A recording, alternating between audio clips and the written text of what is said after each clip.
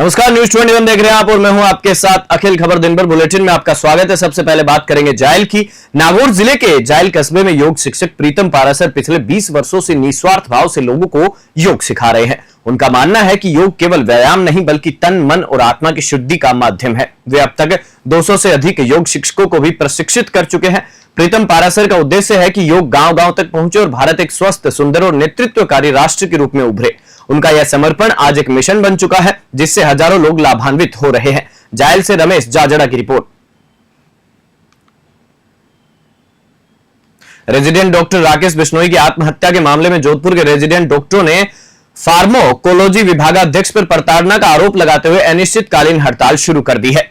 General secretary Ranjit Chaudhary ने बताया कि पहले सांकेतिक धरना और काली पट्टी पहनकर विरोध जताया गया, लेकिन कोई कार्रवाई नहीं हुई। डॉक्टरों की मांग है कि आरोपी अधिकारी को पद से हटाया जाए ताकि निष्पक्ष जांच हो सके। फिलहाल इमरजेंसी सेवाओं को छोड़ सभी सेवाएं ठप हैं। मेडिकल कॉलेज प्रशासन ने सीनियर डॉक्टरों को मोर्चे पर लगाया है, लेकिन ओपीडी में मरीजों की भीड़ और अव्यवस्था से लोग परेशान हैं। मरीजों का कहना है कि स्वास्थ्य जैसे जरूरी क्षेत्र में हड़ताल उचित नहीं, प्रशासन पर कार्रवाई का दबाव बढ़ता जा रहा है। जोधपुर से मनोहर सिंह की रिपोर्ट।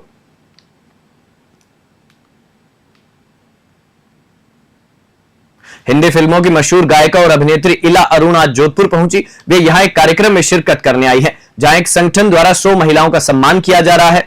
इला अरुण ने कहा कि मुझे भी सम्मानित किया जा रहा है, इसलिए मैं जोधपुर आई हूं। संगठन को बधाई देती हूं। संगीत को लेकर उन्होंने कहा कि समय के साथ संगीत का बदलना स्वाभाविक और जरूरी है। मैं खुद धूम धड़ाका वाले गाने गाती हूं। पहले के गीत अपनी जगह बेहतरीन थे, आज के गीत भी युवा पसंद कर रहे हैं। उन्होंने कहा, इला अरुण ने यह भी जोड़ा कि आज के संगीत में भी ठहराव आएगा और आने वाले समय में यह भी एक दौर बन जाएगा। जोधपुर से मनोहर सिंह की रिपोर्ट। मुझे धूप लग रही है। मैं कहूँगी कि जहाँ तक मुझे सूचना मिली, पहले तो मैं स्वाति शर्मा जी का बहुत धन्यवाद करना चाहूंगी और जितनी भी 100 महिलाओं का मैंने सुना ये संगठन है और संगीत के प्रति उनका ये लगाव। जोधपुर में क्या है कि संगीत बहुत प्यार करते हैं लोग, तो उन्होंने अगर ऐसा उसकी पूरी संध्या की अवार्ड सोचा है तो बहुत अच्छी बात है। जो लोग आ रहे हैं वो भी बहुत अच्छे सुरीले लोग हैं। जैसे जो कुछ मीठा वातावरण, जैसी बोली है जो की, वैसा ही ये आयोजन होगा, ऐसा मेरा सोचना है। मैडम पहले जो संगीत, अच्छा कौन इतना बोलेगा? बहुत तेज तड़के और धुन तड़के जैसे मैं तो गुना गुना गाती हूँ। ये देखिए क्या है कि समय। सिकंदरा कस्बे में शुक्रवार को हुई महज आधे घंटे की तेज बारिश ने नगर की व्यवस्थाओं की पोल खोल दी। बारिश से सड़कों पर पानी भर गया और कई घरों में पानी घुस गया, जिससे लोगों को भारी परेशानी उठानी पड़ी। अलवर गंगापुर मेगा हाईवे पर दोनों ओर नाले जाम होने से पानी की निकासी नहीं हो सकी और पूरा मार्ग जलमग्न हो गया। निचले इलाकों में बने मकानों में भी पानी भरने से घरेलू सामान खराब हो गया। बारिश जहां आमजन के लिए मुसीबत बनी, वहीं किसानों के लिए राहत लेकर आई है। किसान उम्मीद जता रहे हैं कि यह बारिश फसलों के लिए फायदेमंद साबित होगी। स्थानीय लोगों ने मेगा हाईवे कंपनी में पंचायत पर लापरवाही का आरोप लगाते हुए प्रशासन से स्थायी समाधान और नालों की शीघ्र सफाई की मांग की है। सिकंदरा से अनूप पाटोदिया की रिपोर्ट। आज बारिश हुई है, इसको लेकर क्या कहना चाहेंगे? किसानों को किस तरीके से फायदा होगा? आज मानसून के दूसरे दिन सिकंदरा में बहुत अच्छी ज़बरदस्त बारिश हो रही है। ये इस मानसून सीजन का सबसे रिकॉर्ड तोड़ बारिश है। किसानों ने कल अपने खेतों में जो बाजरे की फसल की बुआई करी थी, उसको कुछ थोड़ा बहुत नुकसान जरूर होगा, लेकिन आने वाले समय में अगर हम देखें बरसात के मौसम में और फसल के हिसाब से किसानों को बहुत फायदा है बारिश का। और गर्मी, जो इतने दिन से गर्मी जबरदस्त पड़ रही थी, उसे किस तरीके की राहत मिली है, क्या कहना चाहेंगे? पिछले बात करें हम 15 दिन से, तो राजस्थान का टेम्परेचर जहाँ 49 पहुँच गया था, आज 2-3 दिन में वो टेम्परेचर बहुत कम 25-26 डिग्री के आसपास आ गया।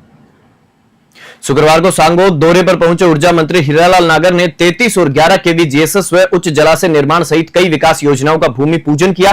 3.76 करोड़ की लागत से बनने वाला जीएसएस सांगोद के 2000 उपभोक्ताओं को गुणवत्तापूर्ण बिजली देगा। वहीं 5.22 करोड़ की लागत से अमृत 2.0 योजना के तहत 300 किलोवाट तहत 300 केएल जलाशय, नई पाइपलाइन व वितरण व्यवस्था से पेयजल संकट कम होगा।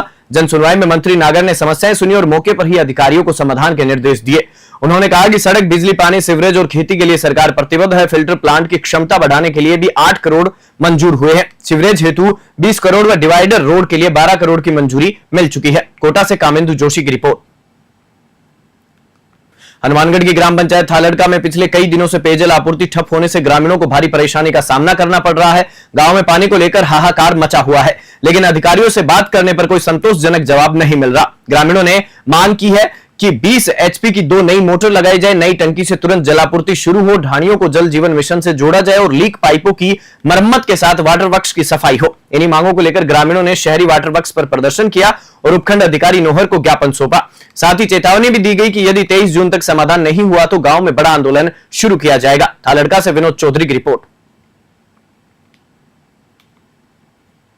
शुक्रवार को विश्नोई समाज के लोगों ने डॉक्टर राकेश बिश्नोई की आत्महत्या मामले को लेकर उपखंड अधिकारी को मुख्यमंत्री भजनलाल शर्मा के नाम ज्ञापन सौंपा। समाज के युवा जिला अध्यक्ष एडवोकेट सरवण ढाका ने बताया कि डॉक्टर राकेश को उनके विभागाध्यक्ष ने मानसिक, शारीरिक और आर्थिक रूप से प्रताड़ित किया, जिससे तंग आकर उन्होंने सल्फास खाकर आत्महत्या कर ली। मृत्युकालीन बयान में डॉक्टर राकेश ने स्पष्ट रूप से प्रताड़ना को आत्महत्या का कारण बताया था। समाज की ओर से विभागाध्यक्ष को तुरंत गिरफ्तार करने, बर्खास्त या निलंबित करने की मांग की गई।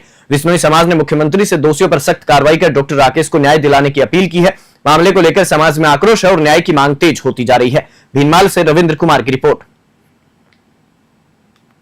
सिरोही जिले के रेवदर क्षेत्र में प्रशासन ने सिरोड़ी और वाण गांव में अवैध अतिक्रमण पर बड़ी कार्रवाई की। तहसीलदार मंजू देवासी, नायब तहसीलदार पुखराज रावल, आरआई मफाराम, पटवारी दल और पुलिस बल की मौजूदगी में 2 जेसीबी मशीनों से अतिक्रमण हटाया गया। खातेदारों द्वारा तय सीमा से बाहर किए गए अतिक्रमण को हटाते हुए राजस्व भूमि को मुक्त कराया गया। खास तौर पर सिरोड़ी गांव में पिछले 25 वर्षों से रिकॉर्ड में दर्ज रास्ते पर किए गए अतिक्रमण को हटाया गया। कार्रवाई के दौरान अनादरा थानाधिकारी ससरीता विश्नोई समेत 2 दर्जन पुलिसकर्मी तैनात रहे। प्रशासन की इस कार्रवाई से ग्रामीणों में संतोष का माहौल है और अवैध कब्जाधारियों को सख्त संदेश भी गया है। रेवदर से नरेश की रिपोर्ट।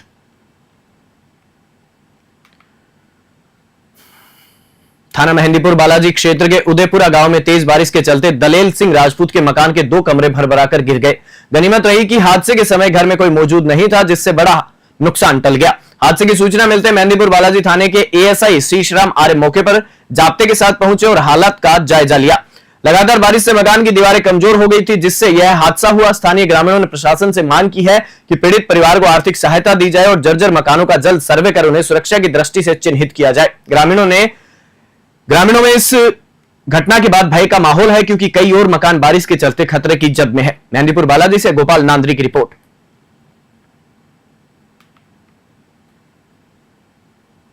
शांति कुंज हरिद्वार से निकली दीप ज्योति कलश यात्रा गुरुवार देर शाम डग पहुंची। शुक्रवार सुबह गायत्री शक्तिपीठ से पूजा अर्चना कर नगर भ्रमण पर निकली यात्रा गंगधार दरवाजा, नीम चौक, डगेश्वरी मंदिर सहित प्रमुख मार्गों से होते हुए वापस शक्तिपीठ पहुंची। नगर में जगह जगह पुष्प वर्षा, जलपान और शीतल पेय से श्रद्धालुओं ने यात्रा का स्वागत किया। गायत्री परिवार के राजेश जाजू व रमेश चंद्र शर्मा ने बताया कि यह यात्रा गुरुदेव पंडित श्री राम शर्मा आचार्य की जन्म शताब्दी पर युग चेतना के प्रचार हेतु निकाली गई है। 100 वर्षों से प्रज्वलित अखंड दीपक की ऊर्जा लिए यह यात्रा 3 दिनों तक डग क्षेत्र में भ्रमण करेगी। उन्हेल नागेश्वर से गोवर्धन सिंह की रिपोर्ट।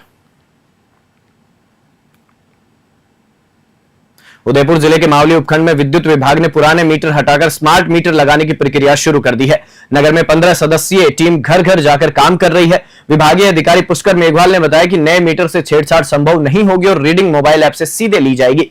इस अभियान में लगभग 20,000 मीटर बदले जा रहे हैं। एक मीटर को बदलने में मात्र आधा घंटा लग रहा है। पुराने मीटर का डाटा भी सुरक्षित रूप से नए मीटर में ट्रांसफर किया जा रहा है। मावली से मनीष दाधीज की रिपोर्ट।